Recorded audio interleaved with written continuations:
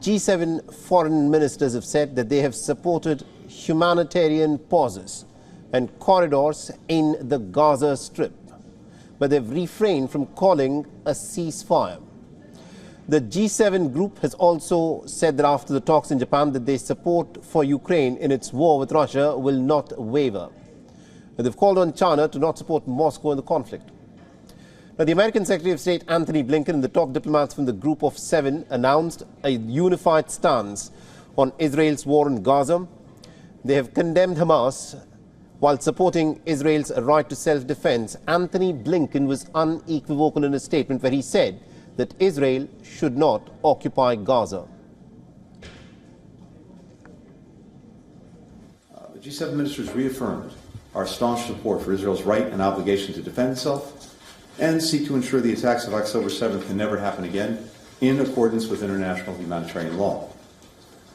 We had in-depth discussions about the steps that we are taking to address urgent needs on the ground.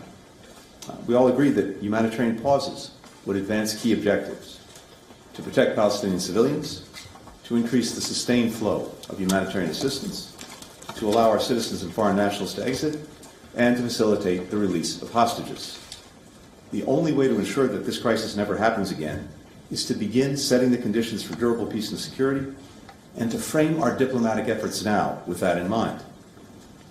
The United States believes key elements should include no forcible displacement of Palestinians from Gaza. Not now, not after the war. No use of Gaza as a platform for terrorism or other violent attacks. No reoccupation of Gaza after the conflict ends. No attempt to blockade or besiege Gaza. No reduction in the territory of Gaza. We must also ensure no terrorist threats can emanate from the West Bank. We must also work on the affirmative elements to get to a sustained peace. These must include the Palestinian people's voices and aspirations at the center of post-crisis governance in Gaza. It must include Palestinian-led governance and Gaza unified with the West Bank under the Palestinian Authority.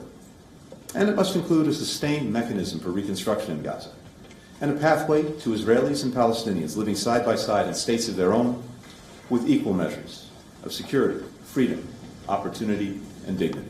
All right, now to give us more insights in terms of what, of course, is happening at the G7 foreign ministers meeting in Tokyo, we're being joined by Chris Gilbert, who's joining us live from Tokyo on this broadcast.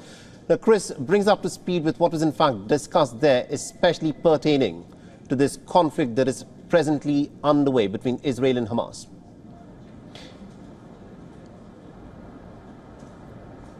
Yes, so the G7 is reasonably proud of itself, at least that's what Foreign Minister of Japan Yoko Kamikawa says, for getting everyone on the same page, at least when it comes to responding to this conflict. That wasn't always the case because Japan and France, up until this point, favored a truce in the conflict, and that has softened now, much bending around the US position of a humanitarian pause. As we heard in the intro just then, there was a condemnation of the military wing of militant wing of Hamas for the October 7th attack, and a general consensus that a humanitarian pause is needed from here to get vital assistance into the people of Palestine. And there was a general vague gesture to the international law that should be maintained,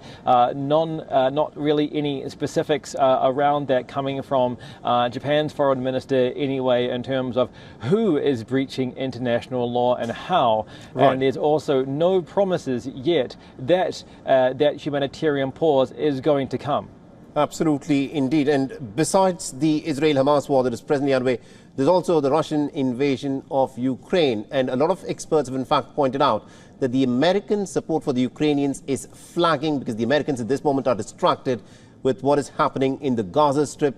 But again, the American Secretary of State Antony Blinken appears to be stating that the American commitment to Ukraine still continues. Give us a sense of what G7 had to say about the Western commitment for the war in Ukraine. Well, it's all fairly predictable. It's a reaffirmation of the G7's unwavering solidarity and support for Ukraine in the ongoing conflict against Russia. There have been concerns raised, and they were actually raised by the Ukrainian leader, Volodymyr Zelensky himself, that the attention of his Western allies may be wandering somewhat over the last month in the rush to support Israel's ongoing bombing of the Gaza Strip. And so the G7 has come out and said in a brief statement, look, effectively we're still paying attention to Ukraine. Ukraine is still a priority, and we're here to provide military assistance, financial assistance, humanitarian assistance. They were, of course, joined by the foreign minister of Ukraine in one of their outreach sessions virtually over the internet. Japan has similar concerns as well about its dealings in the Indo-Pacific. And so, you know, the US, quite frankly, in its leadership of this bloc, of this Western bloc, is torn in three directions at the moment, and we're yet to see the further consequences of that. Absolutely, indeed. Thank you very much indeed, Gilbert, for joining us and getting us those insights there.